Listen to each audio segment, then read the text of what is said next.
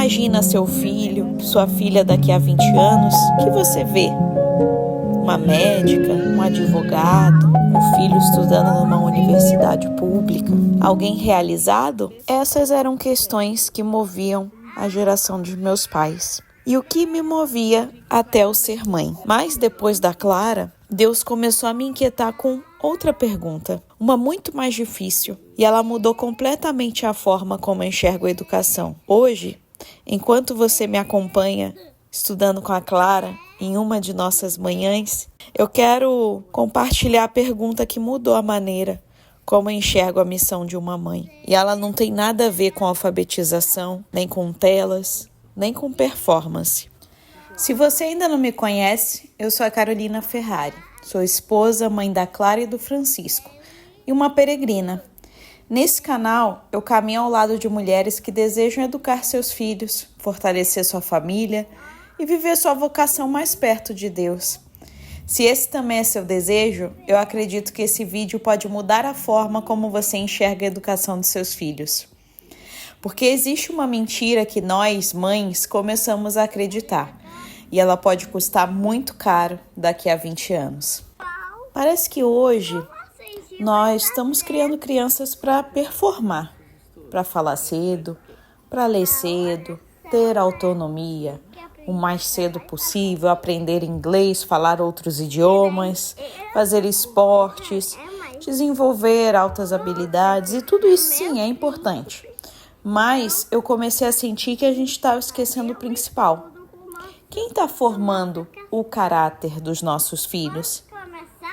Quem se preocupa em ensinar o filho a pedir perdão? Quem se preocupa em ensinar o filho a amar a verdade? Porque vai ter uma hora em que eu não vou estar junto deles e eles vão precisar escolher por conta própria. Isso não vai ser só lá na adolescência, só quando eles forem adultos. Já agora, né, que a Clara, por exemplo, já está na escola, ela já está convivendo com outras crianças e interagindo sem eu estar por perto, e ela já tem que fazer as escolhas, né, já tem influências do meio externo. E é só a gente levar nossos filhos numa pracinha hoje que a gente já consegue perceber esse impacto das crianças que não recebem esse tipo de educação.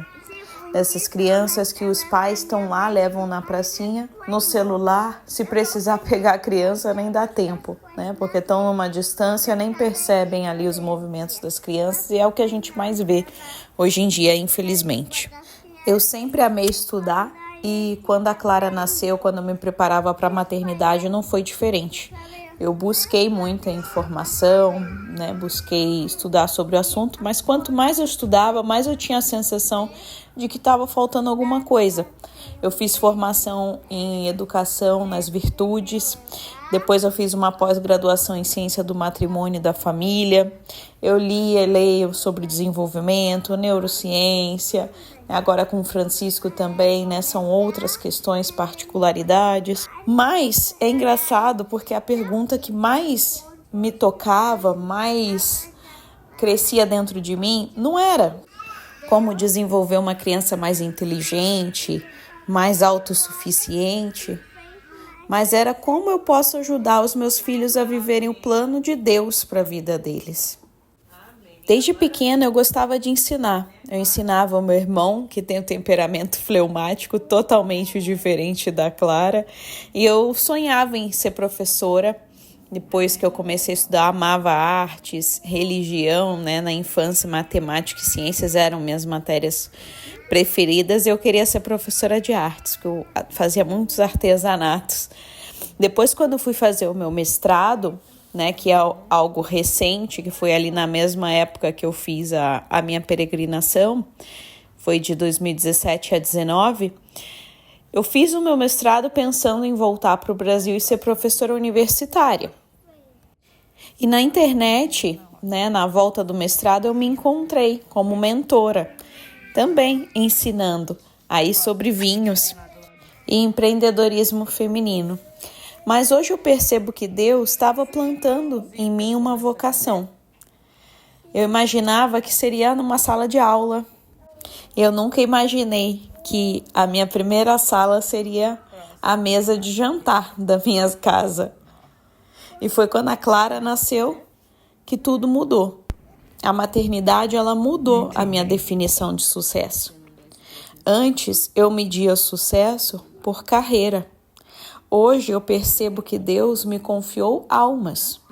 O sim que eu dei lá no altar incluía educar os meus filhos na fé. Quando a gente casa na Igreja Católica, o padre pergunta se nós nos comprometemos a educar nossos filhos na fé cristã. E eu dei o meu sim, mas eu não tinha noção do que aquilo significava realmente. Quando eu comecei a estudar sobre educação infantil, uma educação com virtudes, que vários véus da minha vida mesmo, da minha caminhada pessoal foram caindo. E eu fui vendo que apesar de eu ter tido uma base, porque a minha família católica de IBGE, né? Então eu tive uma boa educação, até, né, de boas maneiras e tudo, mas não era uma educação de fé, uma educação de virtudes, de bons modos, de como ser um bom ser humano, de fazer o bem, mas não tendo por base a fé. E eu vejo que a semente sim foi plantada, porque eu estudei na infância em colégio de freira e depois isso com certeza preparou o terreno, mas quando eu cresci, eu vi que a baixa autoestima me levou a viver ali um caminho tortuoso por muito tempo, diversas situações que eu poderia não ter passado e que se eu tivesse tido essa base mais sólida nesse sentido, com certeza o caminho teria sido diferente. Então foi muito natural eu abraçar ideias, causas, ideologias que hoje eu vejo que inclusive me afastaram da minha verdadeira vocação. E essa responsabilidade de educar os filhos na fé, ninguém pode viver por mim. E até se tenha um consenso geral, né, de ideia de que a educação começa em casa, de que os pais que são responsáveis por essa educação. Só que quando a gente fala assim, o que nos vem em mente dessa educação é mais sobre boas maneiras, né, bons modos, nesse sentido. E nos é vendido uma ideia de que vou deixar meus filhos livres para eles escolherem a fé deles, viverem quando eles tiverem maturidade para escolher.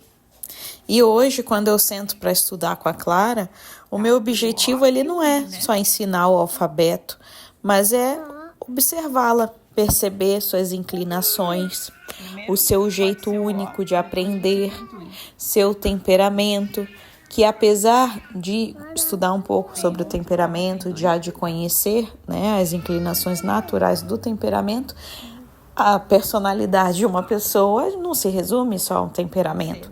Imaginem o temperamento, nós temos 4 tipos, então é como se todos os seres humanos fossem divididos em 4 tipos, e é isso, não é sobre isso, né? Então meu papel é reconhecer os dons que Deus colocou nela, as virtudes que precisam ser cultivadas e aquilo que também precisa ser corrigido com amor, porque cada criança é única. E mesmo que fossem gêmeos, a gente sabe que são únicos, são singulares, não tem receita de bolo. O que funciona com um filho já não funciona com o outro. E talvez educar seja justamente isso, não fabricar filhos iguais, mas ajudar cada um deles a florescer, a trilhar o caminho que Deus sonhou para eles. Porque depois cresce e a gente fica ali naquela busca do propósito, na busca da felicidade, e a gente consegue conquistar várias metas e sonhos e não é feliz. Por que será? Durante o meu mestrado, que eu estava estudando na Europa e que eu tinha ainda a ideia de ser professora universitária, eu estudei também sobre diversas metodologias de ensino infantil, porque eu já queria empreender para passar a primeira infância com as crianças em casa e estar presente. Isso já era algo que eu tinha claro na minha mente.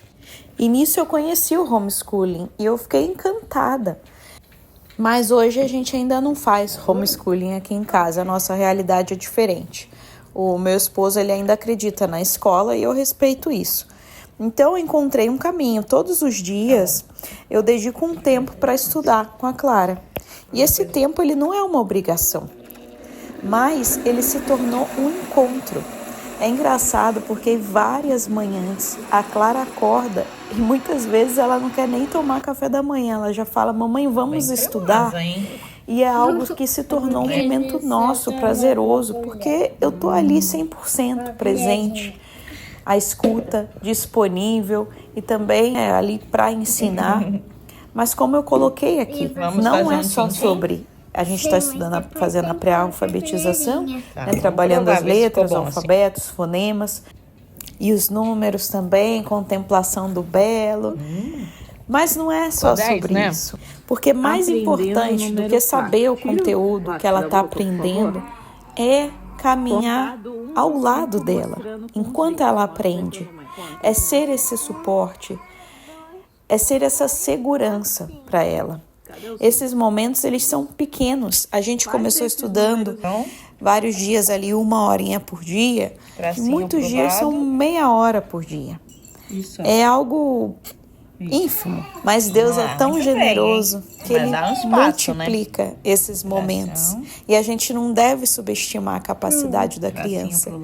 Antes da gente estudar, a gente começa com uma oração de São Tomás de Aquino. Quando eu li pela primeira vez, nossa, eu achei um vocabulário tão complexo, riquíssimo, mas de uma profundidade, inclusive para mim, que eu falei, nossa, essa oração ela é um pouco complexa demais para eu fazer ali antes de começar os estudos. Acho que eu vou assustar a Clara.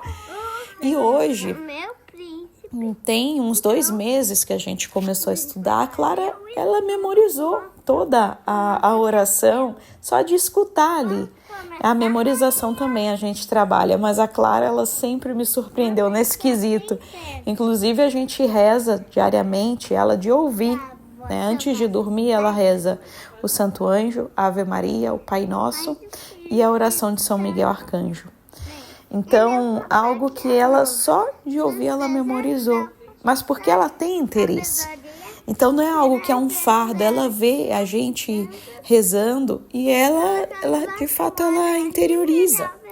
Então, é sobre isso. E Deus sabe da nossa realidade divina. Ah, Carol, mas eu só tenho 30 minutos mesmo, é tão pouquinho, né? Então, nem vamos fazer nada. Não subestime. Porque Deus sabe das nossas limitações e Ele vai multiplicar tudo isso. Confia. Devolvendo as trevas das quais nasci. O pecado é a ignorância. Mas tem na verdade... Porque a realidade é que, infelizmente, a nossa geração está terceirizando aquilo que Deus confiou primeiro aos pais. Não apenas para a escola. Quando a gente fala a educação começa em casa, mas a gente está delargando, a gente está terceirizando. Não só para as escolas, para creches, não só para o Estado, mas para telas, para os algoritmos, para os influenciadores, para a cultura. Quem estão sendo os mestres de nossos filhos? E aí depois a gente se pergunta por que os nossos filhos pensam tão diferente de nós. Na psicanálise a gente estuda que a primeira infância, aquela fase ali que eles são uma esponjinha, eles estão absorvendo tudo dos pais, eles ainda não entraram na idade da razão. E tudo que não é bem formado aqui, depois volta com tudo na adolescência. Então não é à toa que muita confusão, conflito e divergência e rebeldia, que a gente sabe que também vem junto com uma carga hormonal, uma insegurança ali, a questão da autoestima, de reconhecer também várias questões que vêm ali, que vão vir, que não tem como a gente fugir, se a gente não dá essa boa base.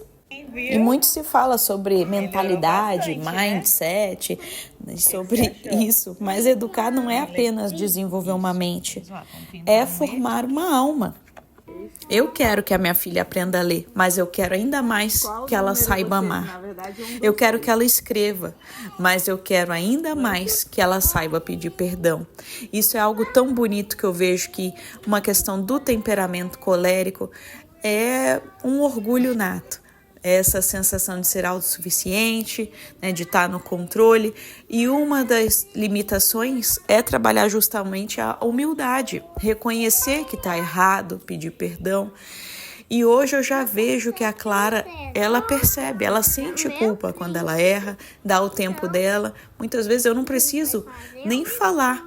Ela reflete e ela vem, desculpa mamãe, desculpa papai, e é por ela mesmo. E eu fico tão feliz que ela sente essa culpa, que ela vem pedir perdão por conta própria, porque ela reconhece, ela faz o exame de consciência. E nós adultos não fazemos nosso exame de consciência muitas vezes. Como que a gente vai cobrar isso da criança? A gente não se preocupa com esse tipo de coisa, mas é educar para isso.